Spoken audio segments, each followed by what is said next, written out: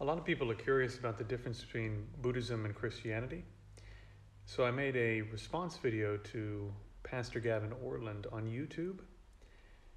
And Christians, of all people, have found it really fascinating to read and watch the things that I have described in the video. And I got this comment, and so I wanted to respond.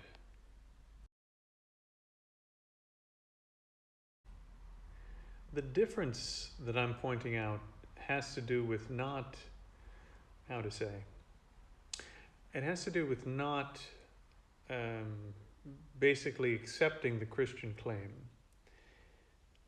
We argue if something comes from causes, then it has to be temporary because it's changing, because it comes from causes and conditions. And this is recognized by Christian philosophers as well, which is why they make such a to-do about the uncaused cause. Yes? So, since the condition of entering heaven and the environment of heaven, etc., are all things that are created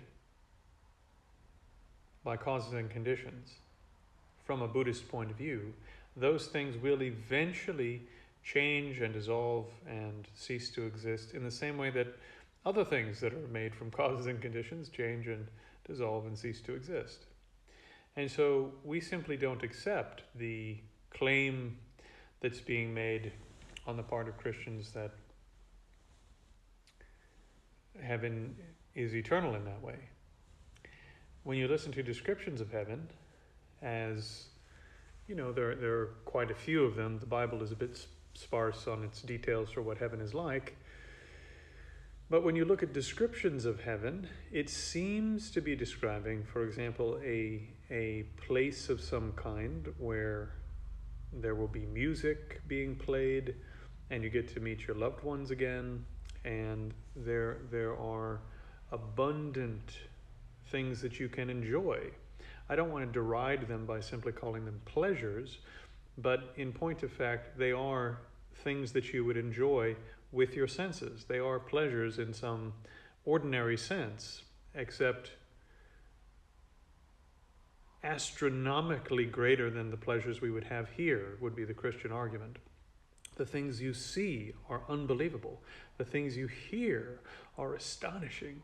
The things you smell are just mind-blowing. The things you taste are indescribably good.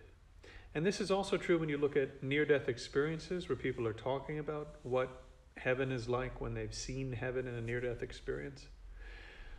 So the difference in interpretation comes because Buddhists are saying that type of condition where you're in an environment where you have five senses and those five senses are enjoying various pleasures is something that comes about due to causes and conditions.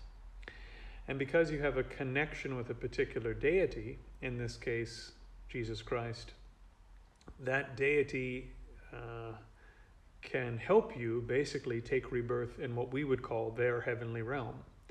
I don't even think necessarily, even though it's not specifically described in Buddhist texts, I don't think necessarily that Buddhism can or really should reject that there is a divine Christ in a sense, but what we're denying is the nature of that being. We're denying that that being is eternal. Deities of any kind in Buddhism are caused phenomenon. And there are reasons for this, there are arguments for this.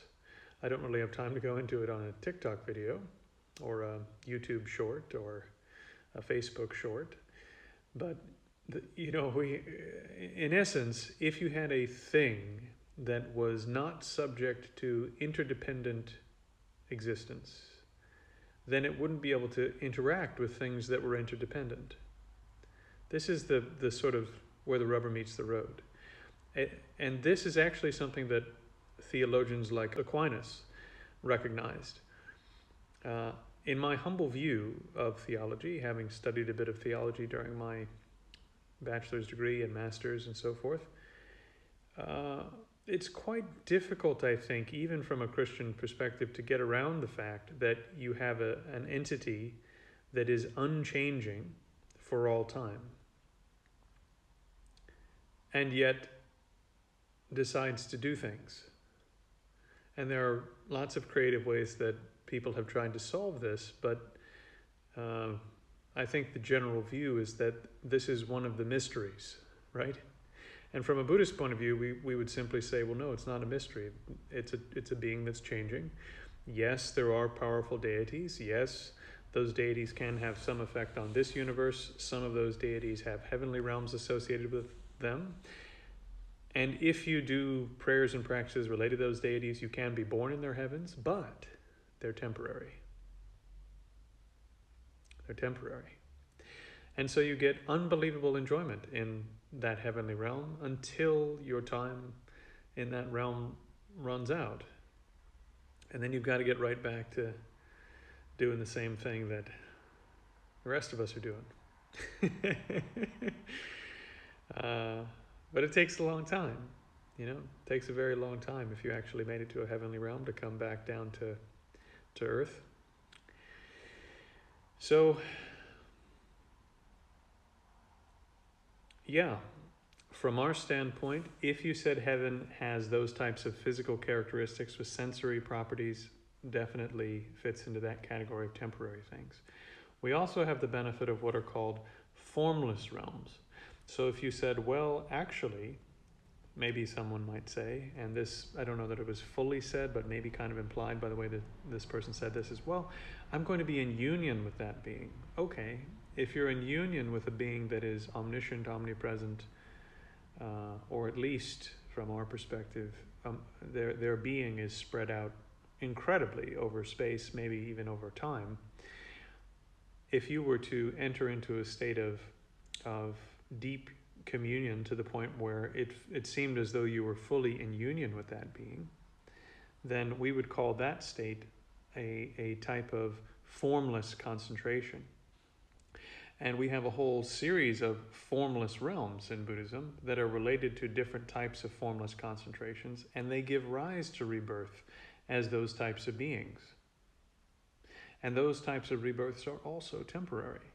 What we call the peak of samsara is actually the subtlest, most difficult to attain state of formless meditative concentration. And so,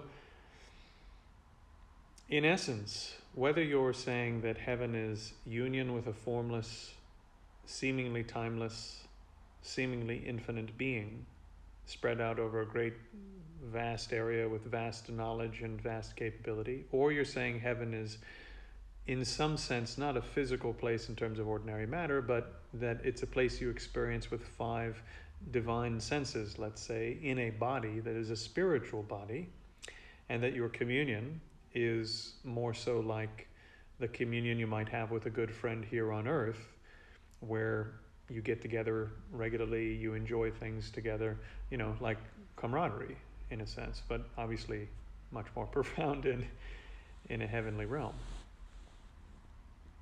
So no matter how you slice it, from our standpoint, we are rejecting the claim that there is a permanent, unchanging heaven that you can enter. And part of the proof for this is that if it was permanent and unchanging, you couldn't enter it. It has to be something impermanent and changing and interdependent for you to enter it in the first place. Otherwise, it would just remain as it is. And right now, you're not in it.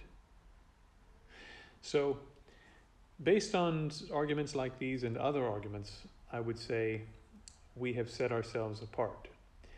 Nirvana, on the other hand, is an unconditioned state that comes about by removing something from the fundamental makeup of your being, and therefore that state is permanent. Because something has been removed, something has been switched off, you could say, that state is permanent because it's not dependent upon a bunch of causes and conditions to sustain its existence. So through an interdependent set of causes and conditions, you cause this ignorance to go out of existence, and then you attain nirvana. So the nature of these two things is different, but they're both nature of these two things. So the nature of these two things is different.